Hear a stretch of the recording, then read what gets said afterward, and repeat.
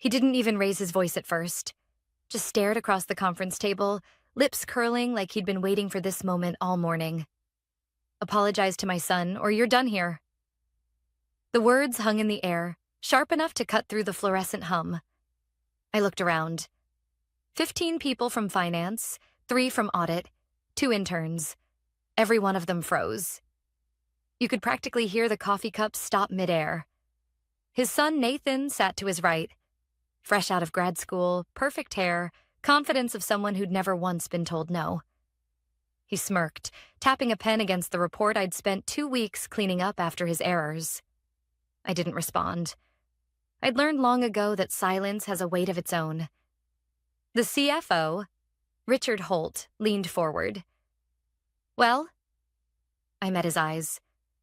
For what exactly? He turned red, the kind of red that comes from ego, not anger. For disrespecting Nathan during yesterday's review. For undermining him in front of his team, I smiled, slow and steady. You mean when I pointed out that your son's streamlined forecast forgot to include payroll tax obligations for Q3? The room stayed silent, but I caught the small flicker in a junior analyst's eyes. The kind that says, please stop talking before this gets worse. Richard slammed his hand on the table. You think you're untouchable because you've been here 12 years. But this department runs on respect, Anna, and you just lost yours. Nathan finally spoke. Maybe next time, keep your comments to yourself. Some of us are trying to modernize this place. Modernize.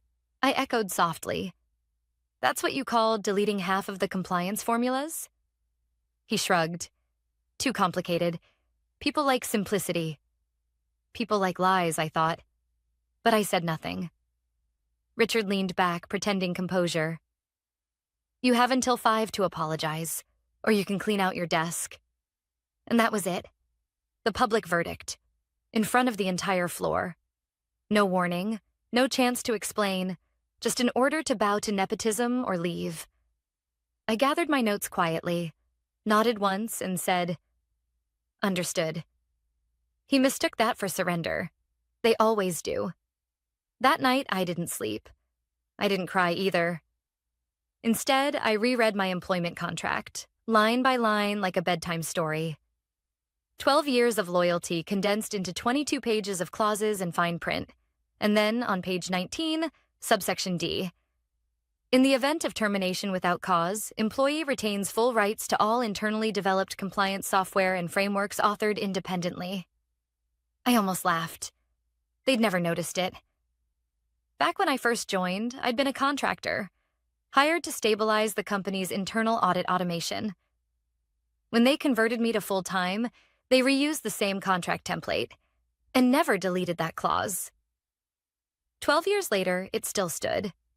By morning, my decision was already made. The office was buzzing with whispered pity when I walked in. People glanced up, then quickly looked away, pretending to check emails. Nathan was already in the break room, bragging about how he'd handled the compliance dinosaur. I passed him without a word.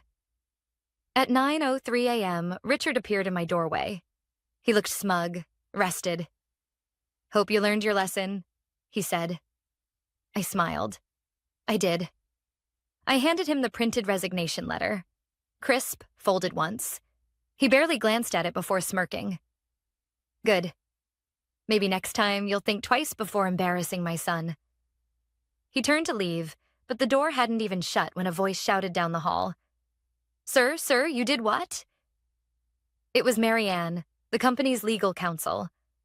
Her heels clattered like gunfire as she rushed in, waving a folder. Please tell me you didn't just accept Anna's resignation. Richard blinked. She quit. What's the problem? Marianne's eyes darted between us. Oh my God, she whispered. You just voided the proprietary software rights. All of our audit automation tools, her frameworks, those belong to her now. The room went so still I could hear the air conditioning click. Richard's jaw tightened. That's ridiculous. Everything she built is company property. I raised an eyebrow. Not according to Section 12D. He froze. I could see him replaying every moment, Every word from yesterday, every smirk. Realization was starting to crawl up his spine like cold water. Marianne flipped open the folder, tapping the highlighted section. She's right. It's still active. You never amended her contract. She owns the compliance architecture. Richard stared at me, pale now. You're bluffing. I leaned back in my chair. Then feel free to delete it. Let's see how long the system lasts. He didn't answer. He didn't have to. We both knew. Because the truth is, revenge doesn't always come with shouting or slam doors. Sometimes it begins quietly, with a smile, a clause no one ever read, and the kind of calm that makes people nervous. As Marianne kept talking, I picked up my coffee. The same cheap break room brew I'd sipped through layoffs, mergers, and budget cuts, and took one slow drink. The taste hadn't changed in 12 years, but everything else had. That morning, I walked out of that building for the last time. No tears, no speech, just silence. And a system that was about to remind them exactly who built its bones. They thought I was leaving. I was only getting started. When you leave a company after 12 years, people expect some kind of goodbye. A cake, a speech, maybe a tear or two in the parking lot. I gave them nothing. Just silence and a half smile that lingered longer than it should have. That night, I cleaned my home office. 12 years of files, backups, and audit notes neatly archived on an external drive I hadn't touched in years. I wasn't plotting revenge. I was protecting what was mine. The compliance framework I'd built, Sentinel, wasn't just a program. It was a living system. Automated risk mapping, audit trails, and cross-checks that had saved the company from 3 separate fines. Every log still ran through a license I owned. When they made me apologize to their prodigy, they didn't just insult me. They fired their firewall. By Monday, my inbox was flooded. Not from the company. Those accounts had been deactivated. But from old colleagues using personal emails. Anna, something's off. The audit console is blank. Can you check the validation tool? It's crashing. I didn't respond. They'd figure it out eventually. At 10:43 a.m., my phone buzzed. Unknown number. I let it go to voicemail. A few minutes later, I listened. Anna, it's Marianne. Please call me back. Urgent. Her tone wasn't angry anymore. It was scared. By noon, the rumors had reached me through LinkedIn messages and quiet text threads. The quarterly compliance sync had failed mid-meeting.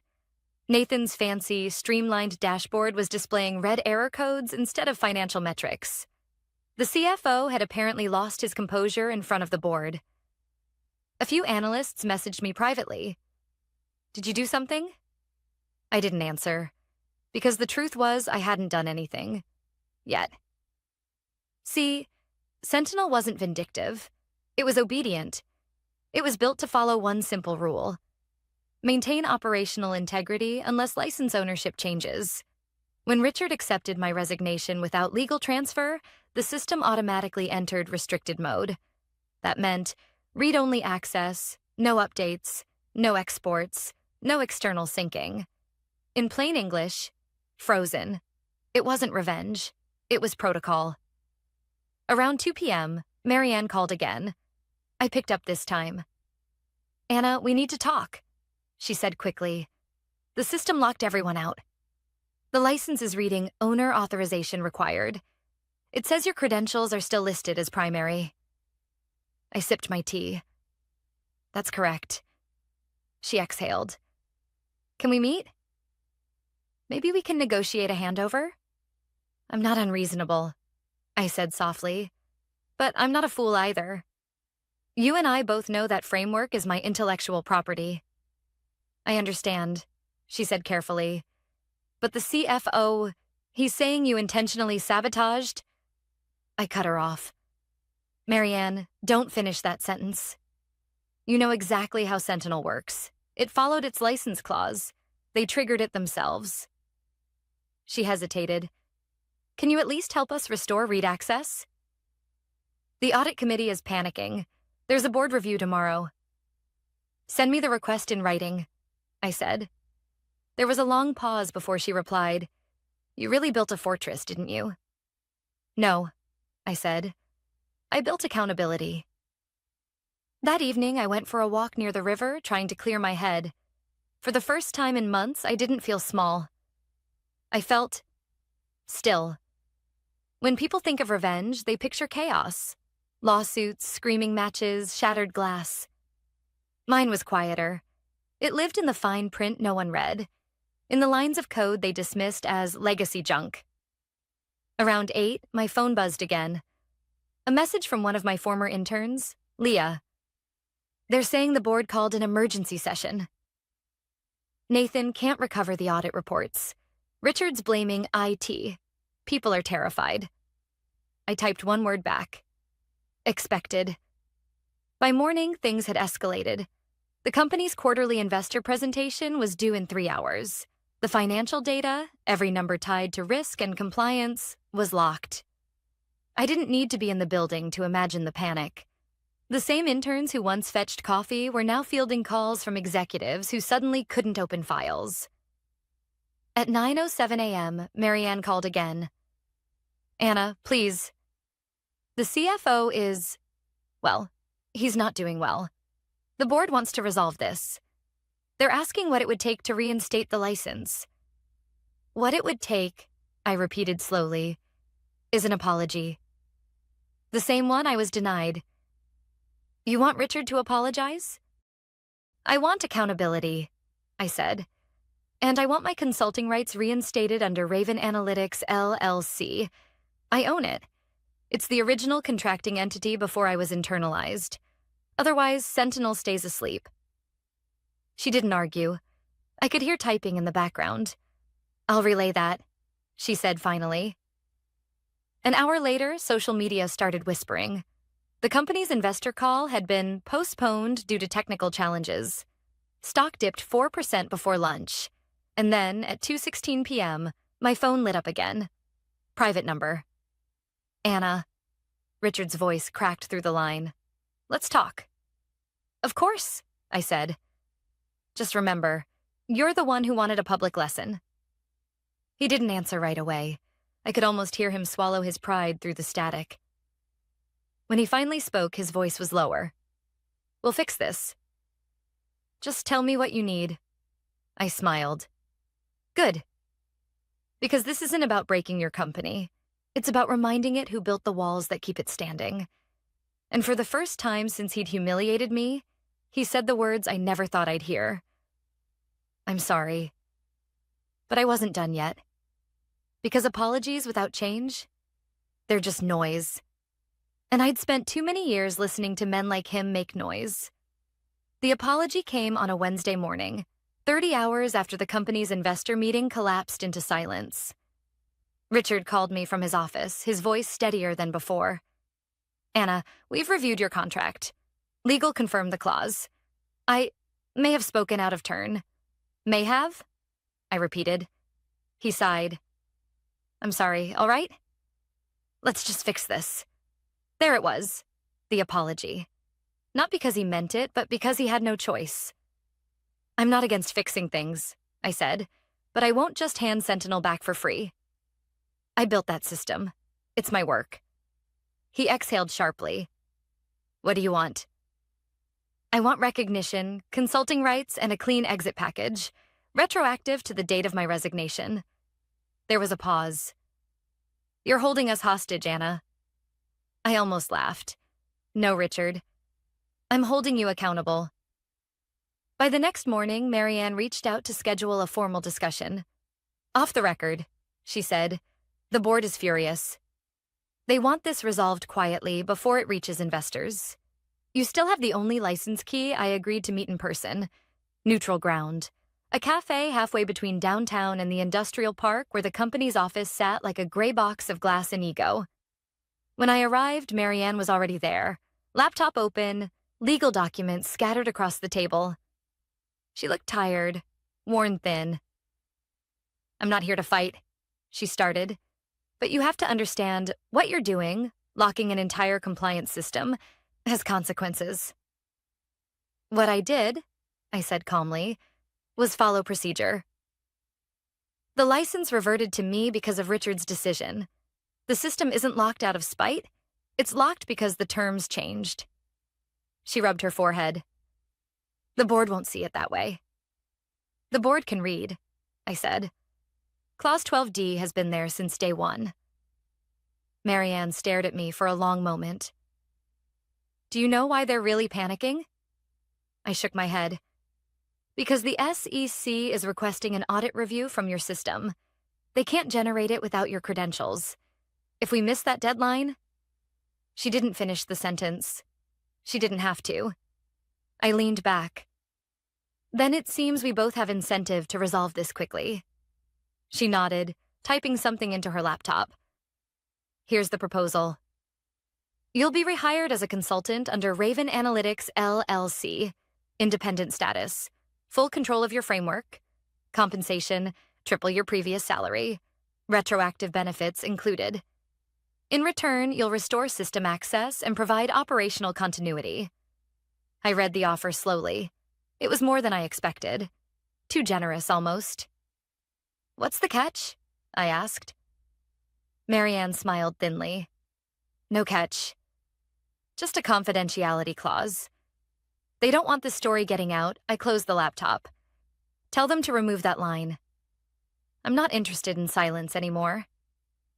That night, my phone buzzed with messages from old coworkers. Word had spread. They all wanted to know if it was true, that I'd negotiated my way back, that the CFO had been forced to bend. I didn't answer anyone. Not yet. Instead, I sat at my desk, sipping coffee gone cold, staring at the dormant code window on my screen. Sentinel's interface glowed faintly in standby mode. Its heartbeat, a pulsing blue light, still waiting. I'd spent years building that system, line by line, from hotel rooms and late-night audits, through every merger and rebrand. It wasn't just data. It was memory. My memory. And now they wanted it back, pretending they suddenly cared about collaboration. I reopened the contract draft and added one final clause of my own. Raven Analytics reserves full rights to system updates, derivative frameworks, and adaptive integrations created after reinstatement. Any breach of contract or interference with proprietary code will result in immediate license termination without notice. They wanted my system? Fine. But I was making sure they could never erase me again. The next morning, Marianne called to confirm they accepted. Everything's signed. They've wired your consulting fee. You'll receive system access requests from IT within the hour. I thanked her, though I could hear the tension still in her voice. Richard isn't happy, she said quietly. He feels humiliated. He should, I replied. He forgot who built the walls he stands in. When I logged into Sentinel again, it felt like opening a vault that had been sealed for years. Everything was there. Logs, audit trails, compliance maps, all intact. I could have restored full functionality instantly, but I didn't. Not yet. I wanted them to feel the weight of what they'd taken for granted. So, I initiated a gradual reactivation. System by system, server by server, each required my manual authorization. It would take days, maybe a week. Just long enough for them to think about what respect really costs. At 11:04 a.m., a Slack message popped up. Nathan. Hey, Anna. Guess we're working together again. No hard feelings, right? I stared at the screen for a long moment before typing, hard feelings fade. Consequences don't, he didn't reply. That evening, Marianne called one last time. The board signed the final agreement. You're officially reinstated as a consultant. Congratulations. But I didn't feel victorious. I felt resolved. Because sometimes justice isn't about revenge or money. It's about correction, about balance, about making sure the people who thought you were disposable finally understand that competence has a backbone. Before I shut my laptop, I opened Sentinel's admin console one last time. The system hummed to life, every line of code like an old friend waking up. At the bottom of the dashboard, a new message appeared automatically, something I'd programmed years ago for moments like this. Integrity is not what you preach. It's what remains when power fades. I smiled. For once, the system and I were perfectly aligned. When I walked back into the office a week later, the building looked exactly the same. Glass walls, gray carpets, that same faint smell of burnt coffee and old toner. But something had shifted. Conversation stopped when I passed. Eyes followed me like I was a ghost returning to claim unfinished business. I wasn't there as an employee anymore. My badge now read consultant, and everyone knew what that meant. Untouchable. Richard didn't greet me. He didn't even look at me when I entered the meeting room. Nathan sat across the table, pretending to check his phone, but the tremor in his hand gave him away. Marianne began briskly, voice steady but careful. We've restored all primary systems. Anna has agreed to assist with a full audit reconciliation before the external review next month. I nodded once. That's correct. I'll be overseeing integrity checks on Sentinel's restored modules. All access changes will go through me. Richard finally looked up. We just need you to make sure it's stable, he said coldly. No surprises. I smiled. Stability depends on how much you've changed since I left. He didn't respond. The first few days were quiet. Too quiet. Most of the staff avoided direct eye contact. The same people who once laughed with Nathan at my expense now sent overly polite emails filled with thank you and appreciate your help. Guilt has a way of softening even the sharpest tongues. Still, I kept my head down and worked. Every night I stayed late, reviewing logs and comparing old entries against the new data. That's when I started noticing something strange.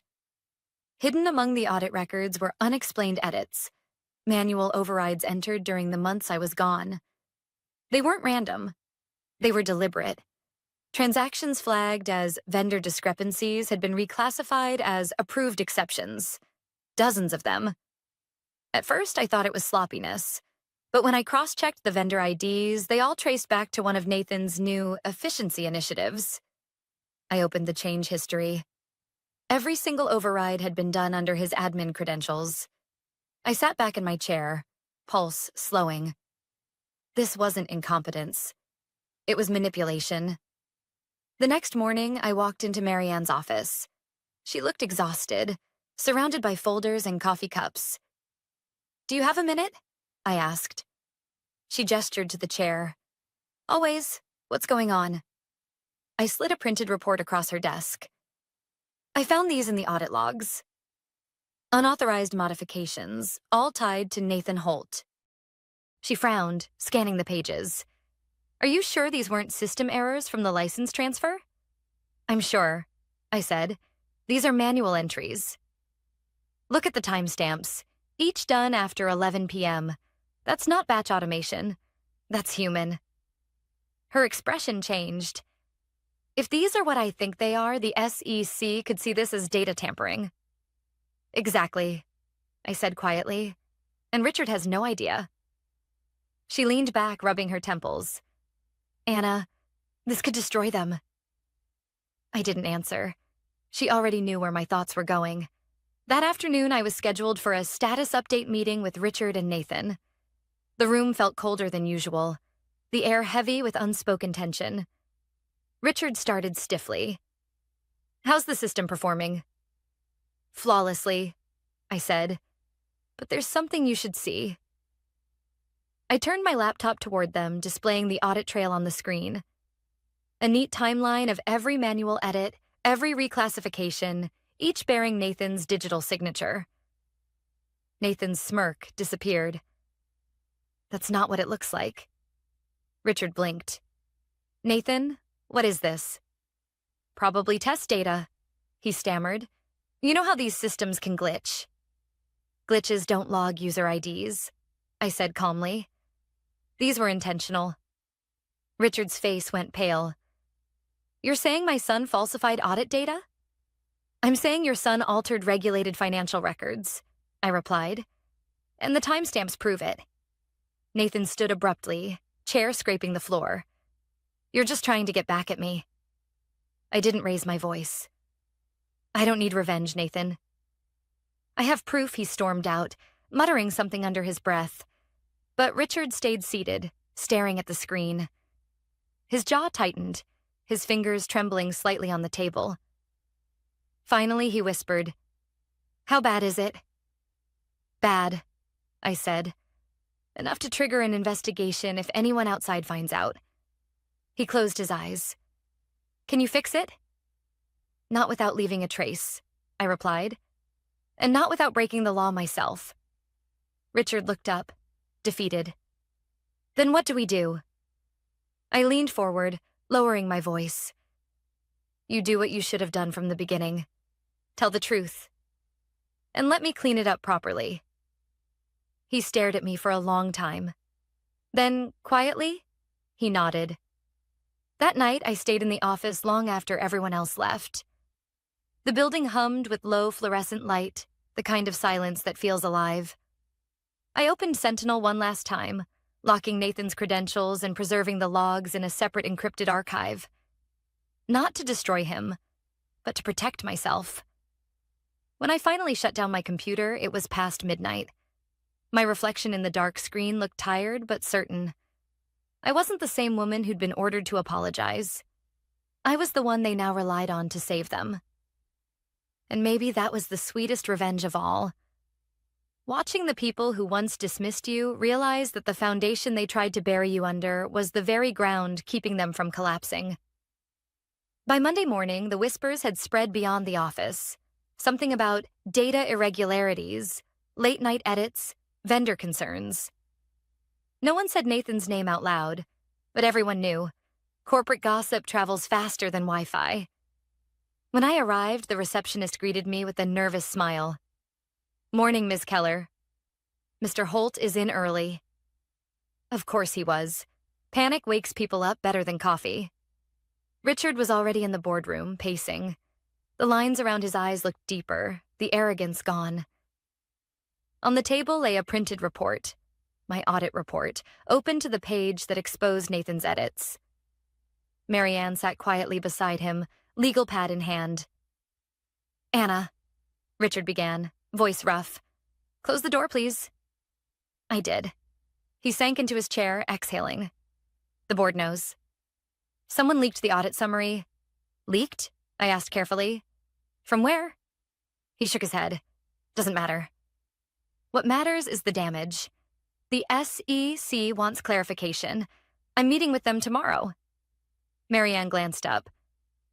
"They're not threatening sanctions yet, but they're watching closely. If they find intent—" "They will," I interrupted softly.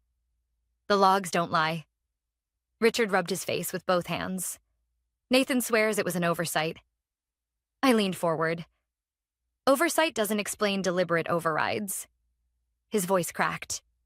"He's my son, Anna." I nodded. "And this is your company.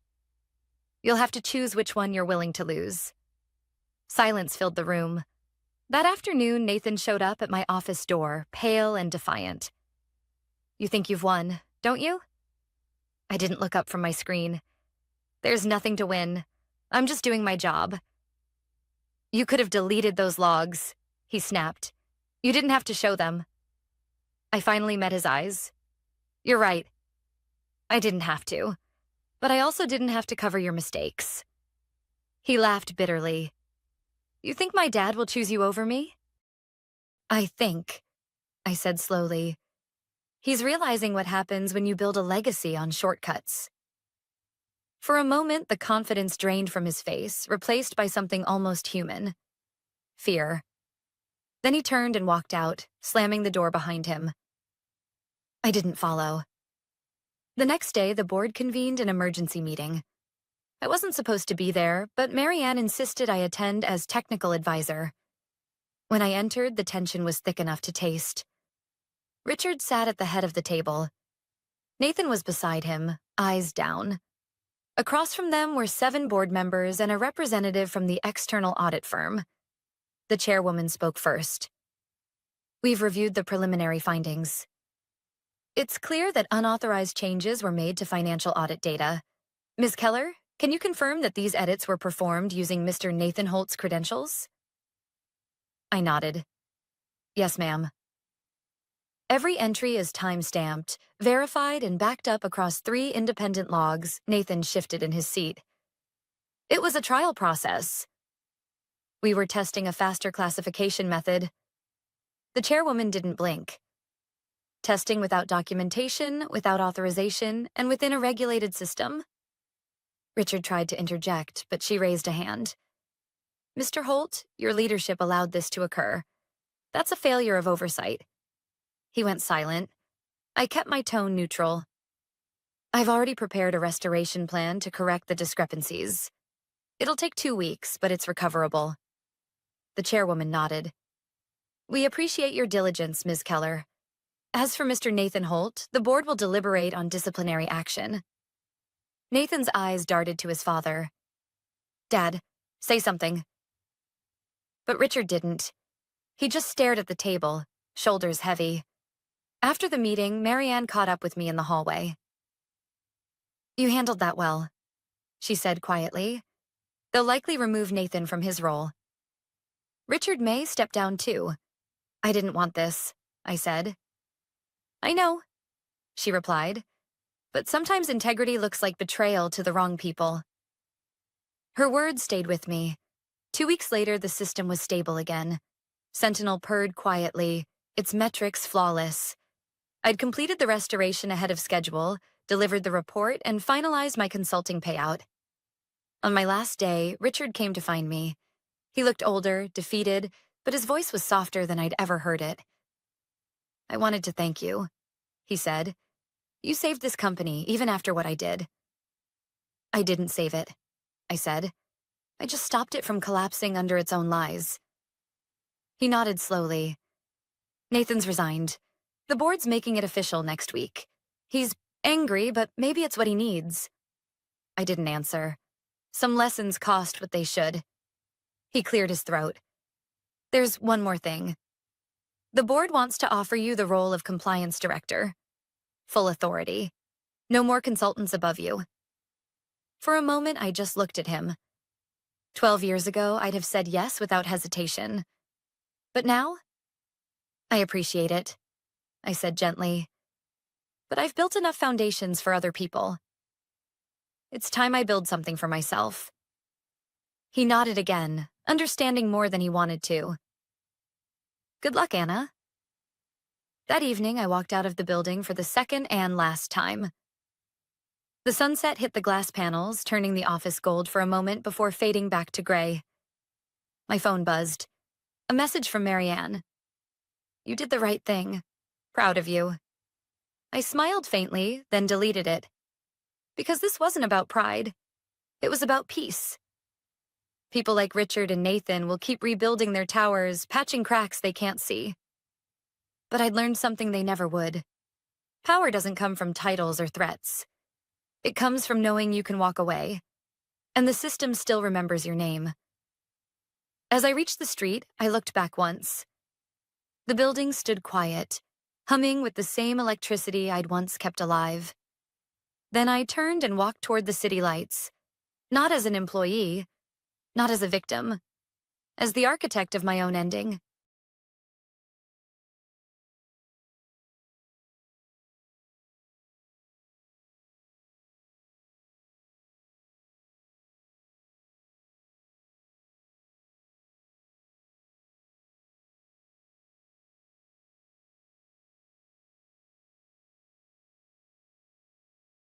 I knew I was being erased the moment they moved my desk.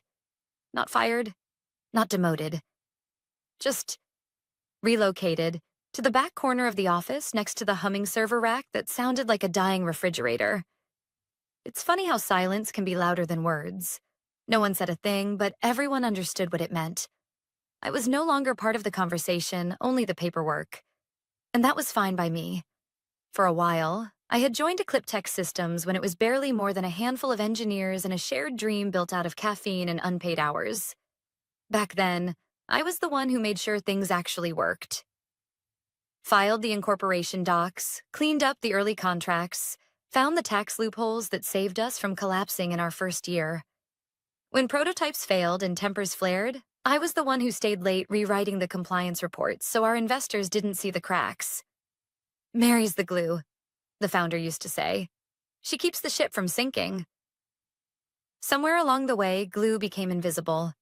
When the new CEO came in, crisp suit, MBA grin, and buzzwords sharp enough to cut glass, everything changed. He didn't shake my hand on his first day, just nodded vaguely, already looking past me. "We'll streamline operations," he said. Translation, he wanted names, not work. And in a world obsessed with titles, I was a nobody. Still, I didn't complain. I've seen empires built on ego collapse faster than a bad souffle. The secret to surviving in corporate jungles is simple. Never fight for credit. Fight for evidence. Paper trails don't forget. People do. So while the new leadership strutted through boardrooms pitching innovation decks I'd formatted, I stayed in my corner, doing what I did best. Documenting, reviewing, filing. Quietly. Meticulously. My name was on the fine print, not the headlines. Then one morning, during an all-hands meeting, I caught the CEO's words like a slap.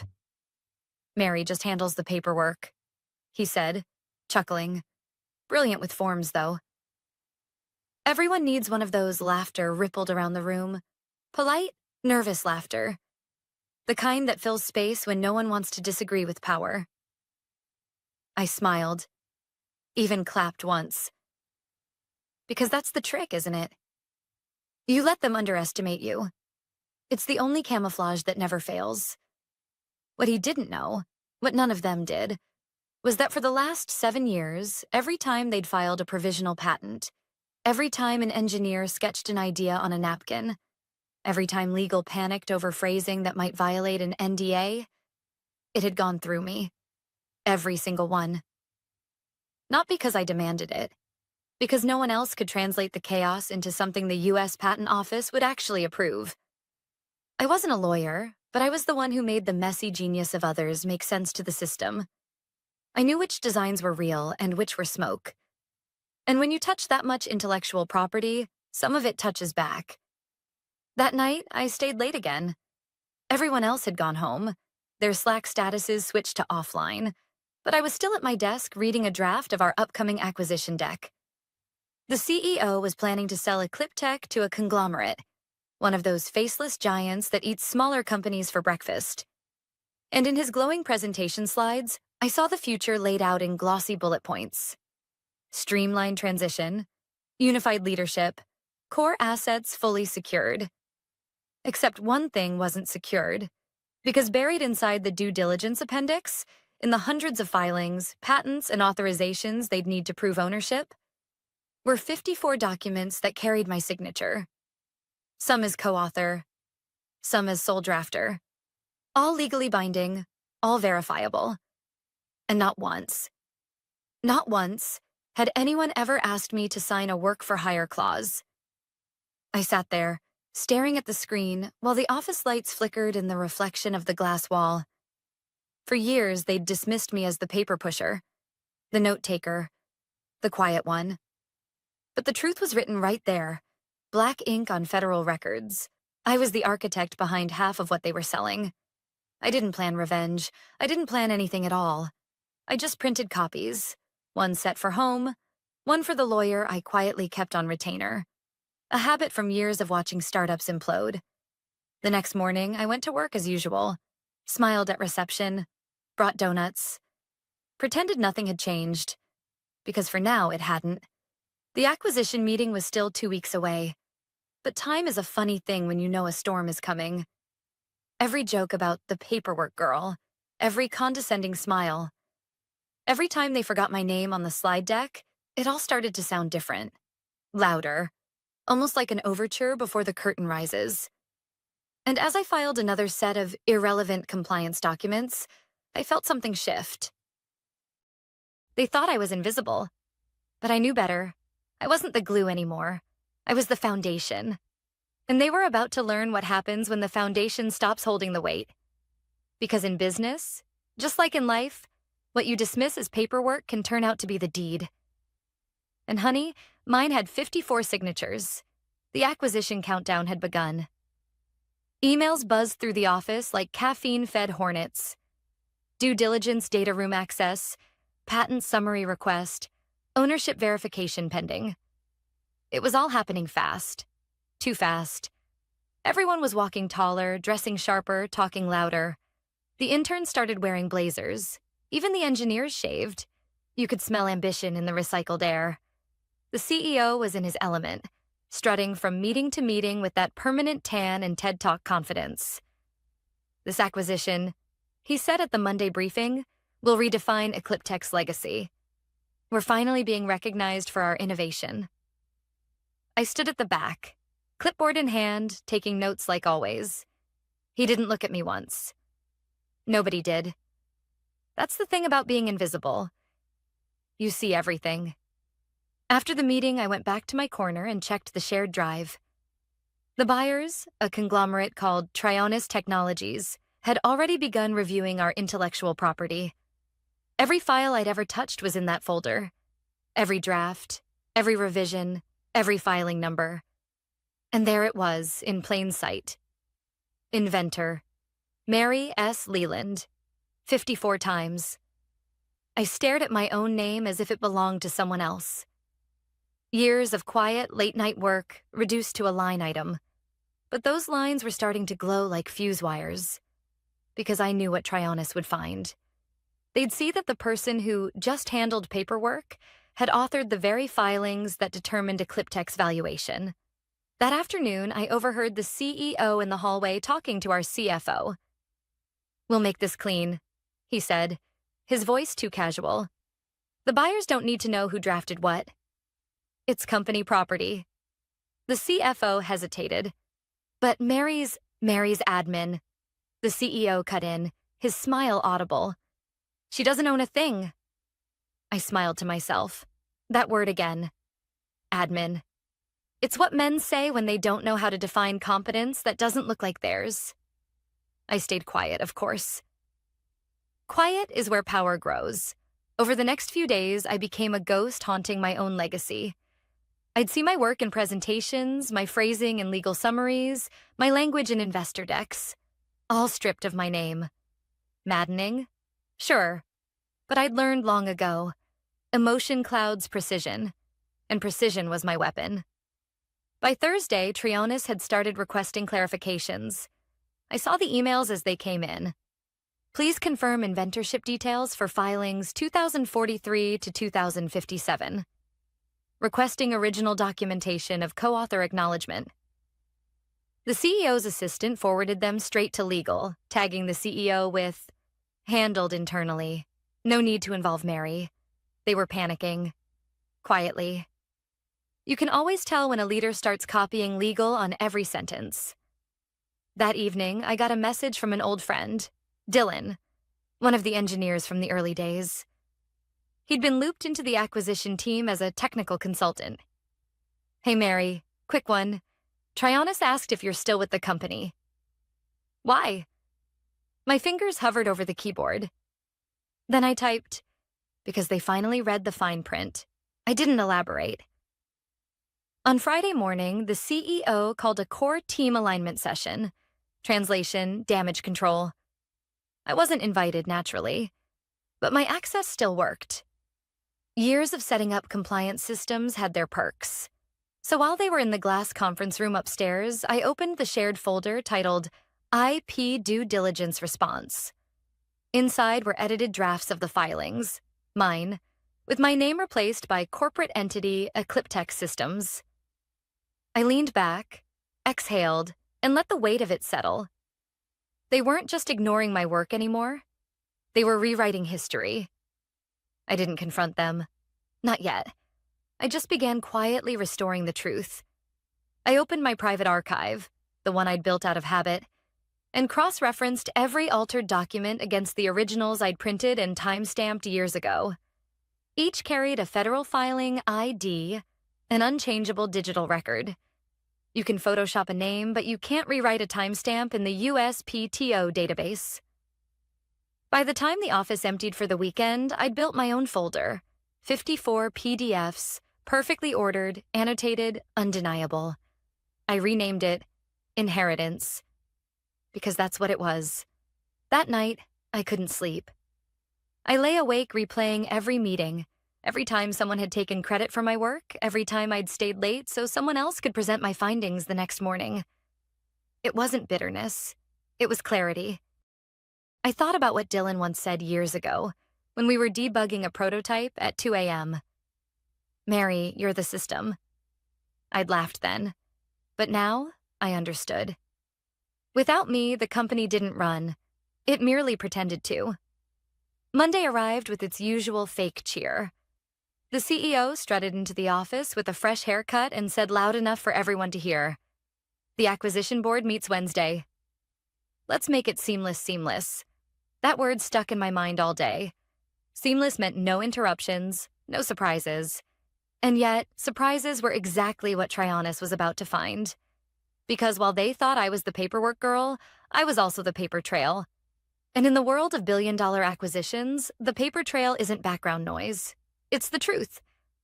And the truth has a way of resurfacing, especially when it carries your name 54 times in black ink. By Tuesday morning, the air in the office felt heavier. You could almost taste the panic hiding under the smell of burnt coffee and ambition. The acquisition board from Trionis was scheduled to arrive the next day. Everyone was pretending to be calm, but the nervous energy crackled through the hallways like static. I watched from my desk as the CEO rehearsed his vision speech in the glass conference room, gesturing dramatically at slides that weren't his. He'd been talking for weeks about clean IP portfolios and streamlined ownership structures. Phrases that sounded good until someone actually checked them. And someone had. At 9:47 a.m., an email popped into my inbox. Forwarded by accident, as most good things are. The subject line read, "Urgent, Inventorship Verification Inquiry."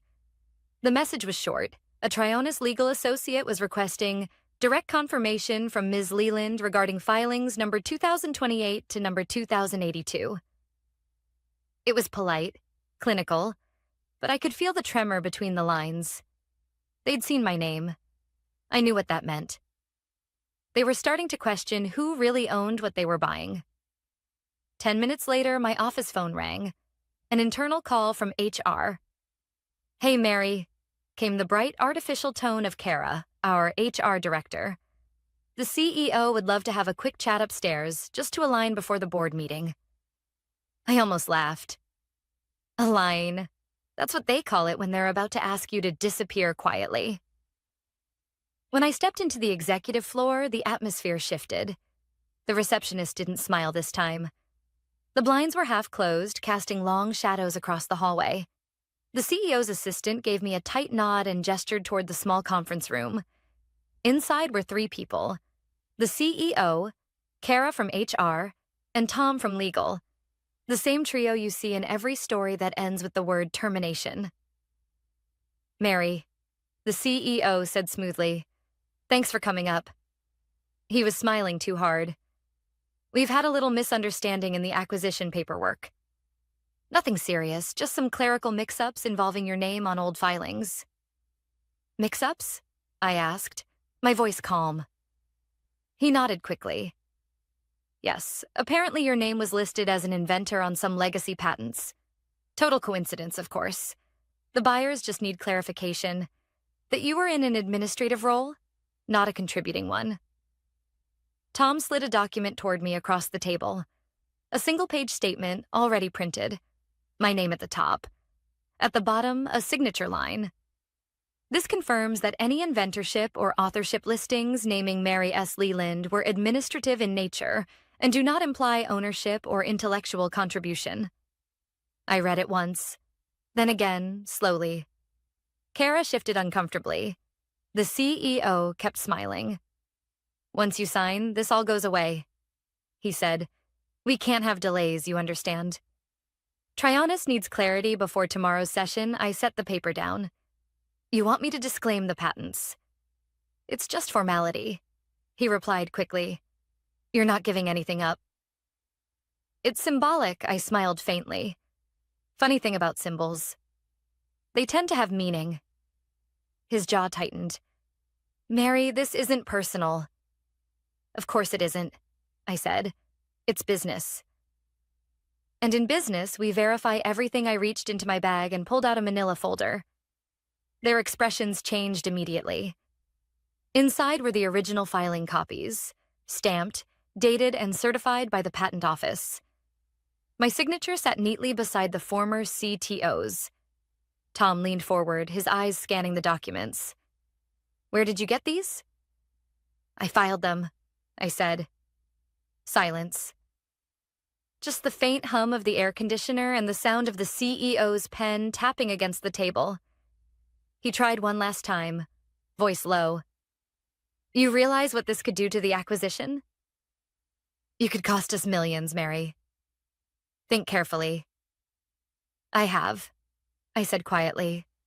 "For years." Then I slid the folder toward him. "You wanted paperwork. Here it is." The room froze. No shouting, no dramatic outbursts. Just 3 people realizing they'd underestimated the wrong woman. Tom finally cleared his throat. "We'll review this," he muttered, collecting the papers with trembling hands. "Please do," I said, standing. "And while you're at it, check the federal database." "You'll find my name there too." I left before they could respond. Back at my desk, I felt strangely calm. Not triumphant, not vindictive, just steady. For years, I'd been the one cleaning up their mistakes, writing the language that saved them from lawsuits, making sure every document was airtight. I had always protected the company, and now the protection ran both ways, whether they liked it or not. By late afternoon, whispers started spreading. People were talking in low voices near the break room. One of the engineers mentioned that the acquisition review had hit a snag. I didn't ask. I just kept typing, updating a report that no one would read. At 6:12 p.m., another email landed in my inbox, this time directly from Trionis Legal. "Ms. Leland, we appreciate your prompt verification earlier today. Could you please confirm your contribution scope for the remaining filings as well? Our audit indicates 54 documents naming you as inventor or co-inventor. No one at Ecliptech had copied me on that thread, which meant Trionis had reached out independently. The buyers had found the truth. And tomorrow, when they sat in that boardroom with the CEO boasting about his streamlined portfolio, they'd have a very different picture of what they were buying. They'd realize the paperwork girl wasn't background noise. She was the backbone. And the backbone was done bending. By the time I reached the office on Wednesday morning, the tension had a smell. Burnt coffee, nerves, and panic disguised as perfume. The Trionis acquisition team was already there, all suits and smooth smiles, setting up in the glass conference room that everyone at Ecliptech now called the stage. I passed the CEO in the hallway. He didn't look at me, just straightened his tie, adjusted his cufflinks, and walked faster. That was my first clue something had cracked. The second came 10 minutes later when legal sent out a vague message about minor delays in documentation review. In corporate language, that's code for something's on fire. I stayed at my desk, close enough to hear the muffled voices upstairs, but far enough to remain invisible. At 9:15, the first email hit. Request for clarification. Inventor listings and ownership structure discrepancies.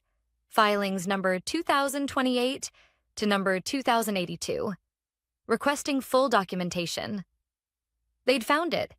The same folder of filings the CEO had tried to bury under corporate entity revisions. And now Trionis wanted answers. Around 10 a.m., the conference room door opened and Kara from HR appeared at my desk, pale and tight-lipped. "Mary," she said softly, "they need you upstairs." "Now, do they?" I asked. "Yes, please." Her tone wasn't a request. It was resignation. When I walked into that room, the temperature seemed to drop. Around the table sat the CEO, 2 Trionis lawyers, our CFO, and the head of legal. Laptops glowed. Papers were spread out like debris after a storm. The CEO smiled, that thin, strained version of a smile people wear when they've already lost but don't know it yet. "Mary," he said, "thank you for joining us. We just need to clear up a few details for our friends from Trionis, one of the lawyers. A silver-haired woman with calm, surgical eyes gestured for me to sit. We appreciate your time, Miss Leland. There seem to be multiple filings where you are listed as inventor or co-inventor. Could you confirm that's accurate? I nodded. It is. The CEO jumped in. Fast. To clarify, Mary supported documentation efforts. She didn't contribute to The lawyer raised her hand. Mr. Kent, we're aware of your position. What we need to understand is how your company's IP valuation reached $2.4 billion when a single employee appears to have authored most of the underlying patents. The silence that followed was sharp enough to cut through steel. I could feel everyone's eyes shift toward me. The woman they'd ignored for years, now sitting quietly with the power to tilt the table. The lawyer continued, flipping through the binder. Filings related to adaptive sensor frameworks, firmware compliance logic, data compression algorithms, all list Ms. Leland. That's unusual for someone classified as administrative staff. The CEO tried again. She's being modest about her role. She organized the paperwork. It's a legacy formatting issue. The lawyer didn't even blink. We verified the USPTO records. The signatures are original, timestamps valid, and the inventor acknowledgments filed under oath. That's not formatting. That's authorship. I stayed quiet. I didn't need to defend myself. The documents already had. Finally, the lawyer turned to me. Ms. Leland, were you compensated through any work-for-hire agreement for these filings? I shook my head. No contract. I was a salaried employee at the time, but no separate agreement regarding IP ownership. That was it. The detonator. Trionis's second representative leaned forward, his tone now colder. Then Ecliptech cannot prove ownership.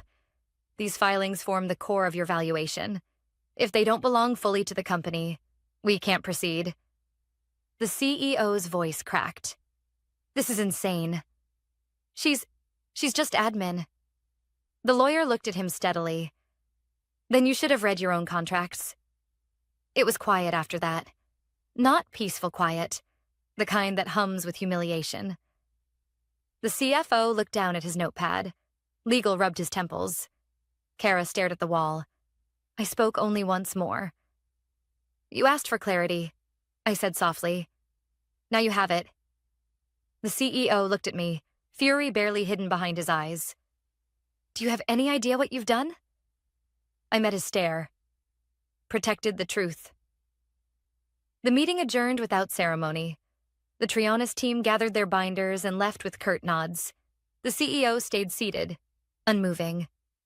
I walked out, feeling every set of eyes on my back, the same ones that had once looked through me. Back at my desk, I sat down, opened my laptop, and typed a short message to legal, happy to provide any additional verification needed for federal filings. Please note that all original documentation remains intact and timestamped in compliance archives. Send. By late afternoon, whispers turned into noise. Someone said the deal had been paused for review. Someone else said Trionis was reconsidering the valuation. I didn't need confirmation. I knew what that meant. At 5:32 p.m., an email arrived from the founder, the man who'd once called me the glue. Mary, please meet me in the boardroom at 7. Just you and me. No subject line, no pleasantries. Just a quiet request from someone who finally remembered my name. I closed my laptop, leaned back in my chair, and exhaled slowly. For the first time in years, I didn't feel small. Tomorrow, I'd decide whether to rebuild with them or let it all burn. The boardroom was half dark when I arrived that evening. Only one light glowed above the long table, the kind that hums softly like it knows what's coming. The founder sat alone at the far end, sleeves rolled up, eyes tired. He looked older than I remembered, older than he should have in his early 50s. The bravado was gone. Mary, he said quietly, gesturing for me to sit. You probably know why you're here. I have a guess, I replied. He gave a weary nod. The deal's frozen. Trionis won't move forward until they verify the ownership on those filings. Legal says your name is on 54 of them. He paused, rubbing the bridge of his nose. You were never supposed to be erased, you know. Things got political. I leaned back in the chair, folding my hands. Political? That's an elegant word for pretending someone doesn't exist. He sighed. Look, I know you've been treated unfairly. But this deal, it's life or death for the company. 200 people could lose their jobs. If there's any way to fix this, I let him talk. The same man who once told me I was the glue now sounded like someone begging the glue not to dry. When he finally stopped, I said, You don't need to fix this. You just need to tell the truth. His eyes flickered. You could sign a release, Mary. Assign your rights to the company retroactively. We'll compensate you. Generously, there it was. The offer. The kind that comes wrapped in guilt and desperation. Compensation. I repeated softly. You mean hush money? He didn't deny it. For a moment, neither of us spoke. Outside the boardroom, the office was quiet. The kind of quiet that happens when people are afraid to be seen leaving. I don't want to ruin anyone's career, I said finally. But I won't lie. I built half the systems this company runs on. I wrote the language that got us through audits, the filings that protect our products. You sold innovation that was mine to people who never bothered to ask who made it. And now, suddenly, it matters. He looked down at the table. You're right. The words surprised me. He said them without defensiveness, without spin, just exhaustion. I let him sideline you, he said. The new CEO. He wanted control. I thought it was strategy. It was ego. We should have done better by you. That's true, I said quietly. But recognition after erasure isn't justice. It's cleanup. He met my eyes. Then what do you want, Mary? That was the question, wasn't it? For years, I'd wanted nothing. No spotlight, no promotion, just respect for doing things right. But now, sitting there with 54 patents tied to my name and $1 billion deal on ice, I realized I did want something. Not revenge, not money. Something simpler. I want the record corrected, I said, publicly. I want the filings to stay under my name. I want the truth in the documents you hand to Trionis and in every investor report that follows. No edits, no substitutions. He hesitated. That's fair, but they'll want you to stay, to manage the transition. I'll consider it, I said. Under one condition, that man never steps foot in my department again. He nodded slowly. The CEO's already gone. The board asked for his resignation an hour ago. I blinked, not hiding my surprise. That fast? The buyers wanted a sign we're serious about accountability. He was the sign it was quiet again. Then, almost reluctantly, he smiled. The first real one I'd seen from him in years. You know, they told me Trionis lawyers called you the invisible asset. That's what they wrote in their report. I smiled faintly. I've been called worse. We signed the agreement before midnight. Nothing fancy, just a legal acknowledgement of contribution, ownership, and reinstatement. My title changed from administrative support to director of intellectual property and compliance. A mouthful, but the right kind of one. The next morning, the internal announcement hit everyone's inboxes at once. I didn't read the comments, but I heard the whispers in the hallway. Some were surprised. Some were embarrassed. A few, maybe, were proud. Trionis resumed due diligence 2 days later. This time, the binder with my name on it stayed closed. Not because it was hidden, but because everything inside it had already been verified. When the deal finally closed, the founder came by my office with a small envelope. Inside was a handwritten note. Thank you for saving us from ourselves. And beneath it, a check. Not a fortune, but fair. A token of gratitude that felt earned. I didn't cash it right away. I left it on my desk for weeks, beside the framed printout of one of the first patents I ever filed. Sometimes, when the office got too loud, I'd glance at it and remind myself why I stayed. Not for them, not even for vindication, but because every company, every system, needs someone who still believes that truth, written clearly and signed honestly, is the only thing that lasts. Paper doesn't forget. It doesn't flatter or betray. It just waits. And when the time comes, it speaks louder than any boardroom ever could.